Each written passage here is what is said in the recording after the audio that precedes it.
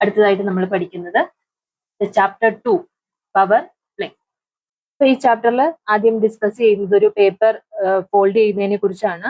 0.001 centimetre thickness ഉള്ള ഒരു paper നമ്മൾ ഒരു തവണ ഒന്ന് ഫോൾഡ് ചെയ്താൽ അതിന്റെ തിക്നെസ് എത്രയായിട്ട് മാറും?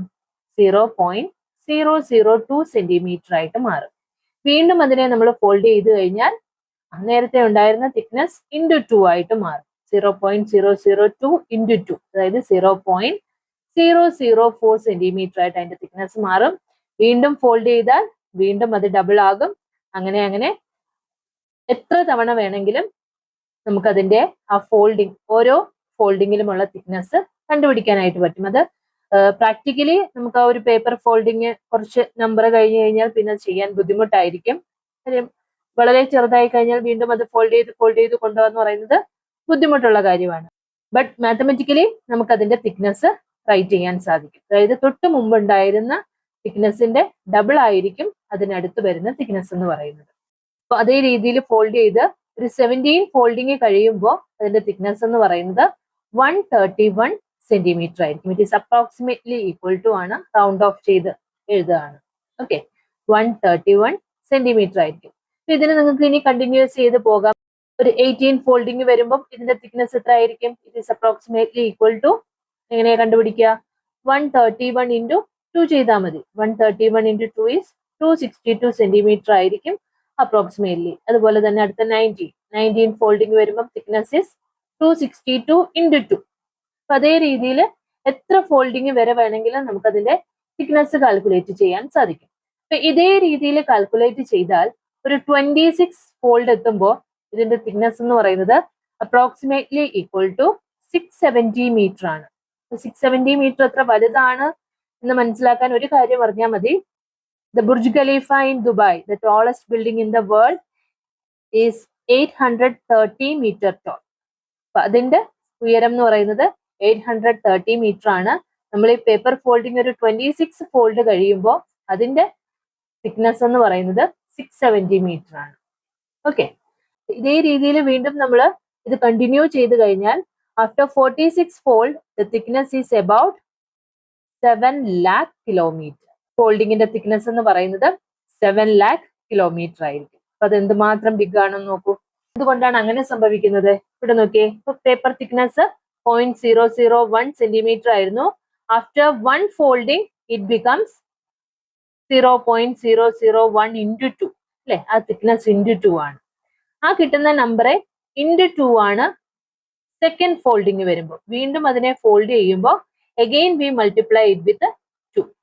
വീണ്ടും തേർഡ് ഫോൾഡിങ് വരുമ്പോഴോ വീണ്ടും നമ്മൾ അതിനെ 2 കൊണ്ട് മൾട്ടിപ്ലൈ ആണ്. After 3 fold the thickness increases by 8 times, അതായത് 2 ഇൻറ്റു 2 ഇൻറ്റു 2.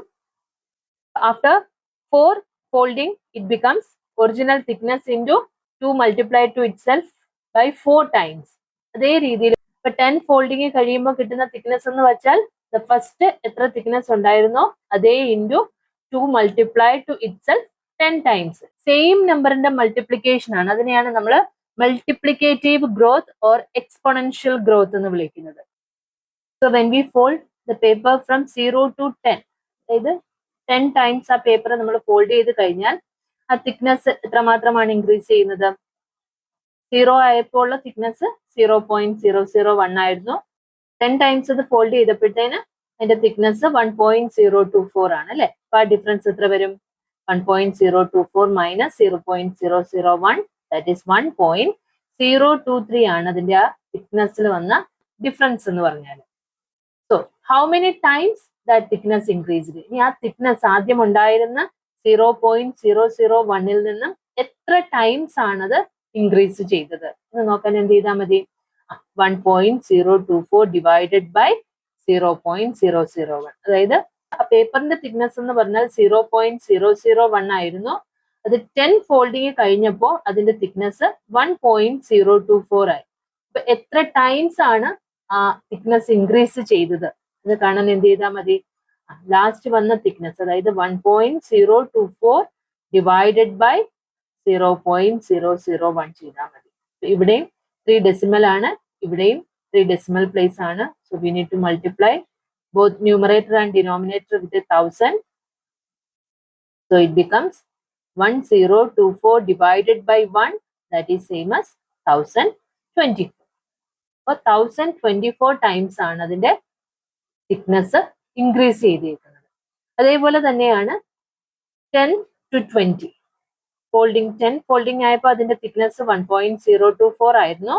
20 ഫോൾഡിങ് ആയപ്പോൾ തിക്നെസ് 10.485 മീറ്റർ ആണ്. ആ ഡിഫറൻസ് എന്ന് വെച്ചാൽ 10.474 മീറ്റർ ആണ്. ഇനി എത്ര ടൈംസ് ഇൻക്രീസ് ചെയ്തു എന്ന് നോക്കുമ്പോൾ അതേ 1024 ടൈംസ് തന്നെയാണ് 10 to 20 വന്നപ്പോഴും ആ തിക്നെസ്സിനകത്ത് ഉണ്ടായിരിക്കുന്ന ഇൻക്രീസ് എന്ന് പറഞ്ഞാൽ. അതേപോലെ അടുത്ത 10 ഫോൾഡിങ്ങിലും ഇൻക്രീസ് 1024 തന്നെയാണ്, അതിനടുത്തതിലും 1024 തന്നെയാണ്. ഓക്കെ,